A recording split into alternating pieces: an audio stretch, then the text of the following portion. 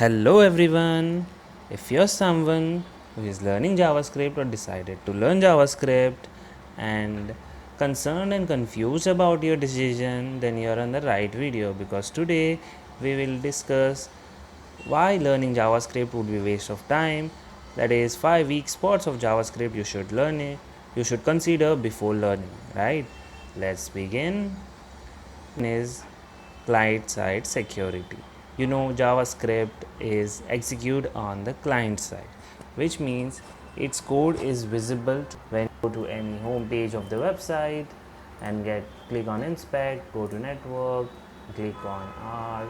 You see all the JavaScript files. So let me check with another website. If I go to network and I can see all the JavaScript files.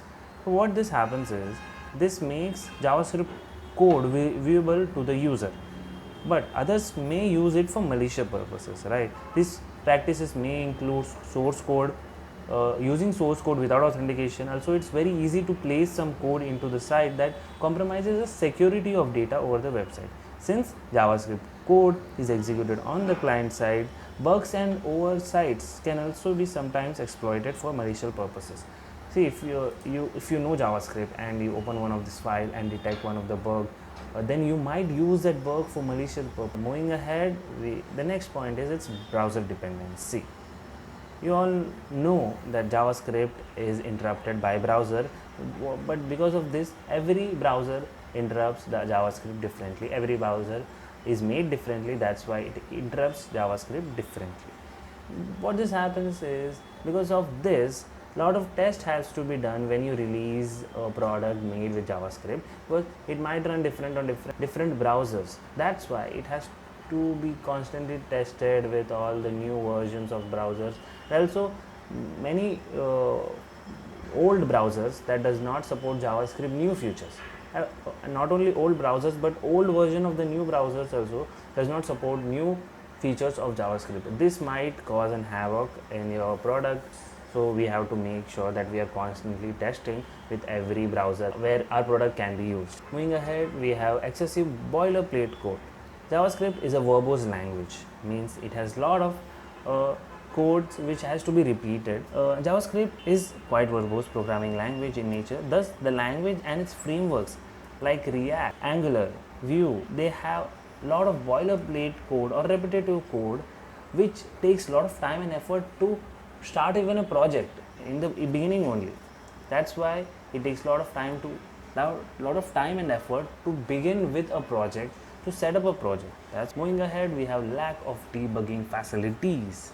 Modern HTML editors such as Atom, Sublime, Brackets provide somewhat debugging facilities, but they're not as good as the debugging facilities provided by the editors of Java, C++, C and Python languages. Also, browsers don't show any errors. They just don't work if something is wrong. They just don't show errors. That's why it's very hard for a developer to code and detect the errors. Next reason is weak typing. We all know that JavaScript is dynamic typing language, which means you don't have to declare a variable as data type before using it. It automatically converts it to the desired usage system. But because of this, while converting it from one to another, it has some weird results.